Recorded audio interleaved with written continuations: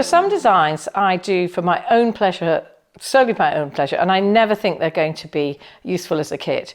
But people have had a really strong reaction to the Scottish play. I think partly because it's from Glamis Castle, partly because I have known it for a very long time, so I was very able to replicate the actual piece quite accurately.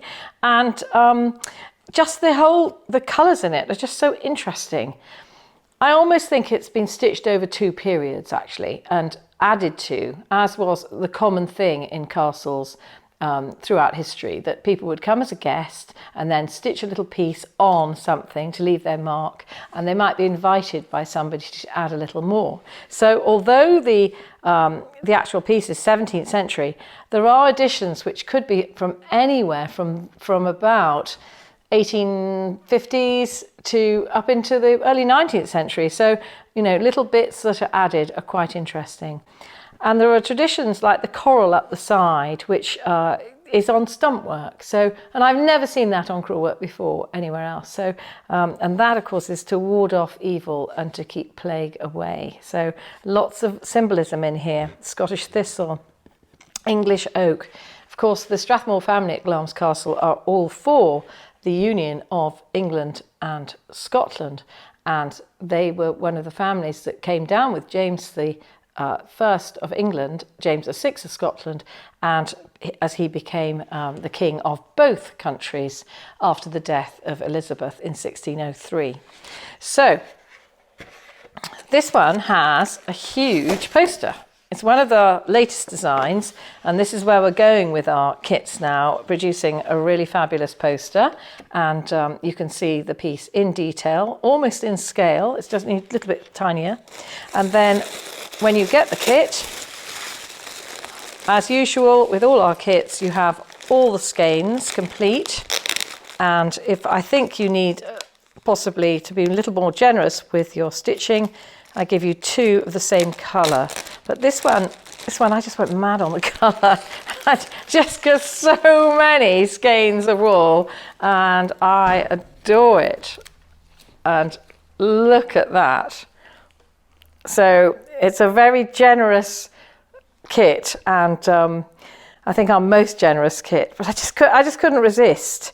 And there are 2 colours of 926 there. But you know, I'm encouraging you to put more and more stitching in and to really layer it up and to have gorgeous colours going right through each other so that the shading really strokes through from one to the next. And you get this fabulous thing where you have 4 different colours there, but in between each colour, there's the shading. So colours 1 and 2 have an intermediary shading in between. So these colours moving from one to the next are a very, very gentle transition. So that makes it much easier when you're doing the shading.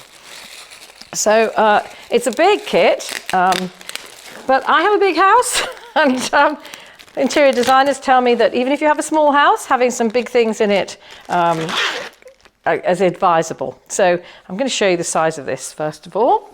And obviously all printed onto the linen. So you can see, oh, that's the wrong way up.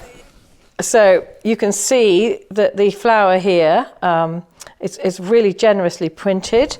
Lots of laden couchwork and really gorgeous changes going down through the colours here from the yellow, sage green, blue and navy blue, you know, and the same here, sage and a sort of sea green into a dark navy, just following the way that it was dyed and the use of colour from that era.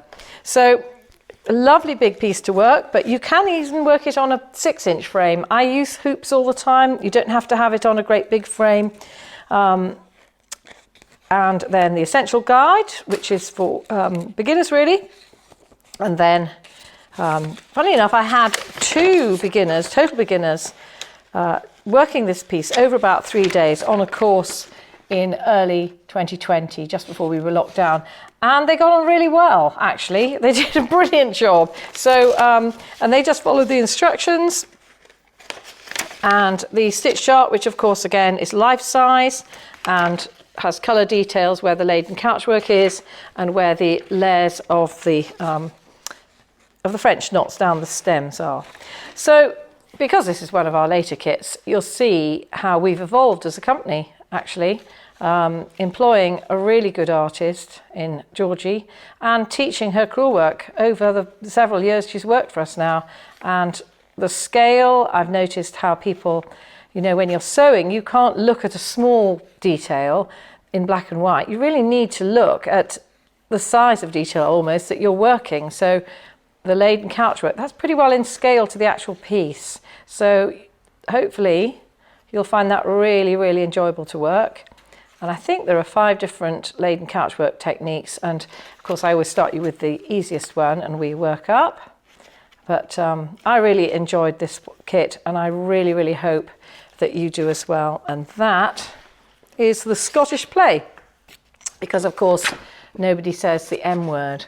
And you know what I mean if you've read Shakespeare.